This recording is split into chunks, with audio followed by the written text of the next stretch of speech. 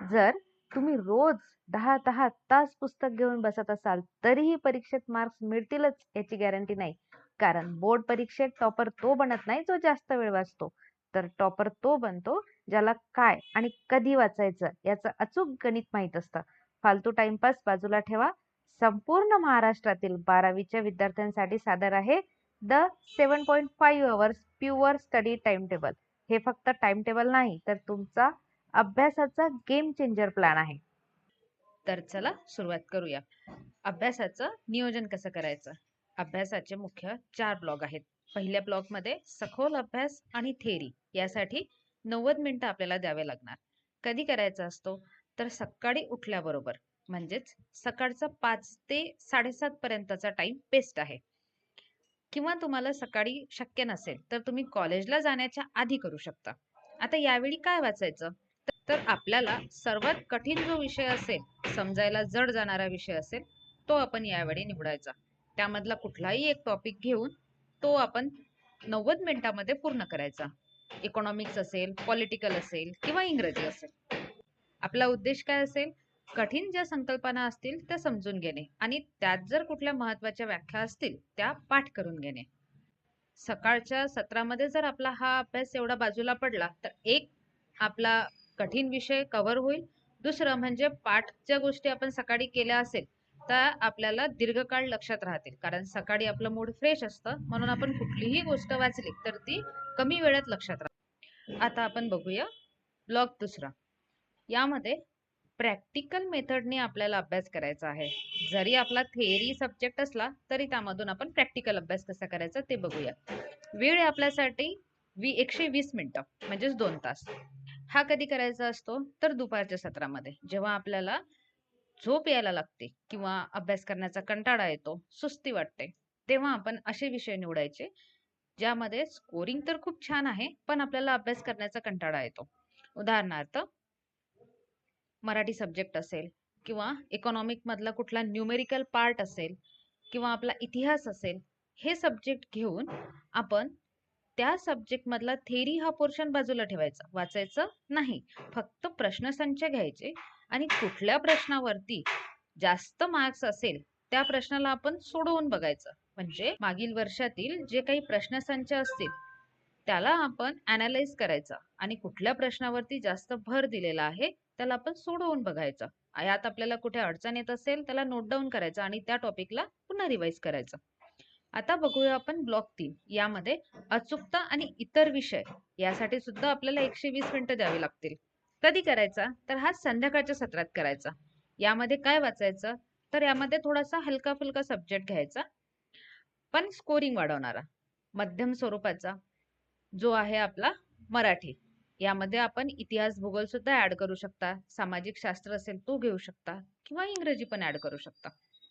उद्देश काय असतो? की मोठ्या उत्तरांचे लेखन याचा सराव करणे, माइंड मॅप्स तयार करणे आणि वेळेत पेपर सोडवण्याचा प्रयत्न करणे. जसे की आपण एखादा टाइम स्लॉट दिला की मला एका तासामध्ये हे प्रश्न सॉल्व्ह करायचे आहेत, तर आपले तेवढ्या तासात खरंच तो प्रश्न सॉल्व्ह होतोय का, काय अडचण येते, कुठे आपण मागे पडतो, आपल्याला वेळेवर आठवते की नाही, हे आपल्याला लिहायला खूप वेळ लागतो, आपल्याला रायटिंग प्रॅक्टिस करायची गरज आहे का, हे यात आपण बघायचं. किंवा लिहिलेलं जे आहे त्यामध्ये आपल्याला चुका होतात का, अक्षर कसं येत आहे, ह्या सगळ्या गोष्टी आपण तपासून पाहायच्या. आता वळूया आपण ब्लॉक 4 कडे. यामध्ये रिव्हिजन आणि सराव, आणि हा अतिशय महत्वाचा ब्लॉक आहे. 120 मिनिटं म्हणजेच 2 तास यासाठी पण आपल्याला द्यावी लागणार. हा कधी करायचा? तर आपण रात्री झोपण्याच्या आधी, म्हणजे झोपण्यापूर्वीचे जे शेवटचे 1-2 तास असतील त्यामध्ये हा करायचा असतो आणि हा न विसरता करायचा म्हणजे करायचाच.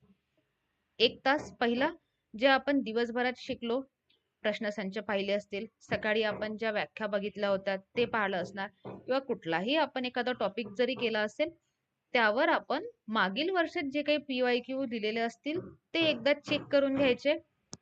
आणि दुसऱ्या तासामध्ये आपण काय करायचं की जो आपण अभ्यास केलेला आहे त्याची उजळणी करायची. आधीच्या एका तासामध्ये फक्त PYQ बघितले आणि दुसऱ्या एका तासामध्ये काय केलं की त्याच रिलेटेड आपण जो वाचलेला भाग आहे त्याची उजळणी केली. आणि दुसरं काय करायचं की उद्याला म्हणजे दुसऱ्या दिवशी आपल्याला काय वाचायचं आहे याचं ठरवून एक एक ठराविक टॉपिक बाजूला काढून ठेवायचा जेणेकरून तो दुसऱ्या दिवशी सकाळी आपल्याला वाचता येईल. याचं असं नियोजन आपण पूर्ण त्या 2 तासामध्ये करायचं. आता बोनस टिप बघूया. शनिवारी आणि रविवारी काय करायचं? तर सुट्टीच्या दिवशी दुपारचा जो वेळ आहे, बाकी दिवसभरात आपण आपल्याला ज्या गोष्टी करायच्या आहेत त्या करायच्या. पण 3 तास हा एक ब्लॉक आपण काढून ठेवायचा. यामध्ये बोर्डाच्या परीक्षेसाठी वेळ लावून, जसं आपण बोर्ड परीक्षेला बसलोय असं पूर्ण मानसिक तयारी करून आणि एका जागी बसून 3 तासाचा टाइमर लावून एक संपूर्ण मॉक पेपर सॉल्व्ह करायचा.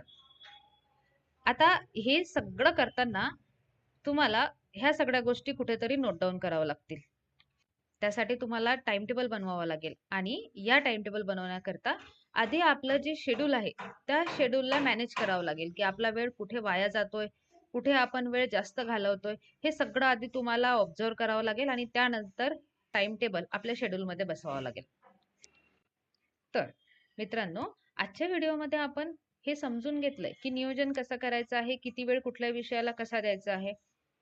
पहिली गोष्ट म्हणजे एक गोष्ट लक्षात ठेवायची की 10 तास पुस्तक हातात घेऊन बसण्यापेक्षा किंवा एकच गोष्ट रिपीटेडली वाचण्यापेक्षा दर दिवसाला 7.5 तास फोकस ब्लॉक मध्ये आपण अभ्यास करायचा आणि जो अभ्यास केलेला आहे तो आपल्या लक्षात राहतोय की नाही ते चेक करून बघायचं.